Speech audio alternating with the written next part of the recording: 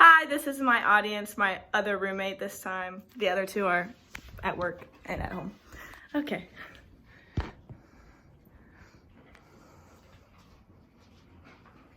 Here's my ID. Let's get started. Okay. The biggest threat facing humanity right now is climate change. It's not disenfranchisement, it's not reproductive rights, and it's not even nuclear war. It's climate change. And as we have a new president-elect who not only accepts climate change, but also promises to fight it, we need to talk about the most impactful ways to do so. Our government should work to reduce the effects of climate change through switching to alternative energy sources, restoring the tropical rainforests, and increasing education for girls and women around the world. Let's get started. So, switching to alternative energy sources is one of the most impactful ways to fight against climate change. And in 2019, emissions of carbon dioxide by the U.S. electric power sector were 32% of the total U.S. energy-related CO2 emissions.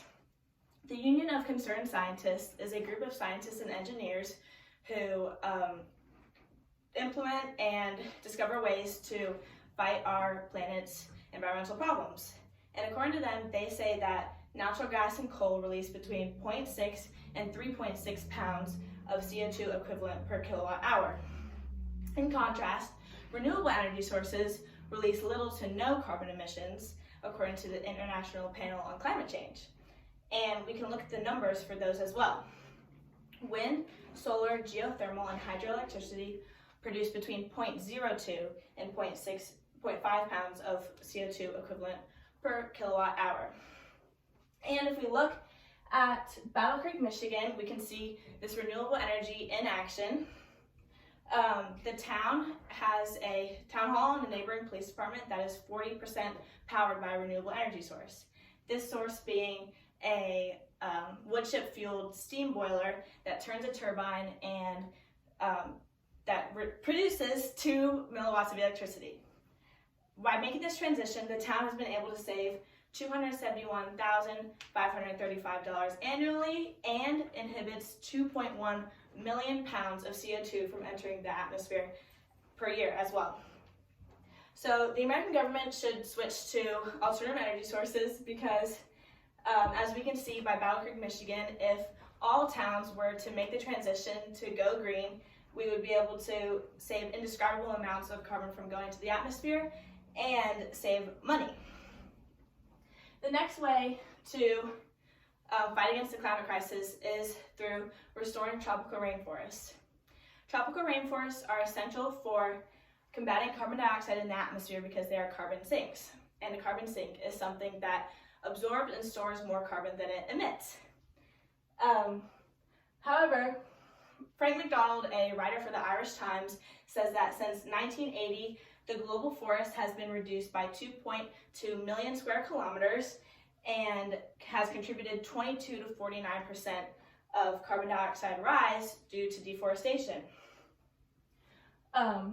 Clearly, the U.S. is falling behind in our environmental responsibilities. We left the Paris Accord and we never aligned with the Kyoto Protocol. But despite this, other countries continue their efforts to build up and maintain carbon sinks, according to a book called Latin America in the 21st Century. And it's time for America to join the rest of the world in saving the world. And another way we can do that, join the world, is educating girls and women around the world. Luckily in America, we have equal education for women and men, but in developing countries like Ghana, Kenya, and Ethiopia, there is a rift between them.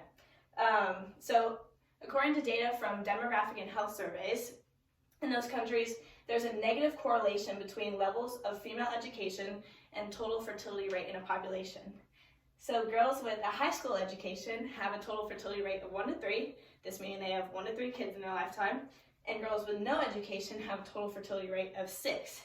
And obviously each person uses more resources, and according to Malala Yousafzai, a Pakistani activist for girls' education and the youngest Nobel laureate ever, She says that it's 20 times more impactful to have one less person, in the US at least, than to make sustainable lifestyle changes or even switch to alternative energy.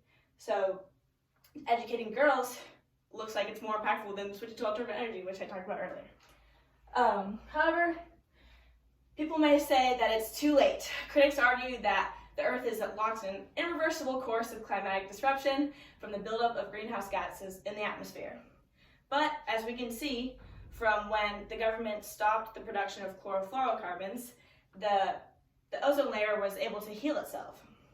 And from that we can see that nature is tremendously resilient, and we just have to give it a chance to utilize that. If we wait any longer, it's going to be more expensive and it's going to be harder for nature to come back, so we have to act now, but we still have time. So yeah, changes need to be made expeditiously. We need to switch to alternative energy sources to not only nix the production of carbon, but also save money. We need to restore tropical rainforests, which will expand the storage system for the carbon in the atmosphere, and we need to increase education for women and girls around the world. And if we make these changes, we may be able to see a reversal of some of the effects of the climate crisis. That's all I have. Thank you.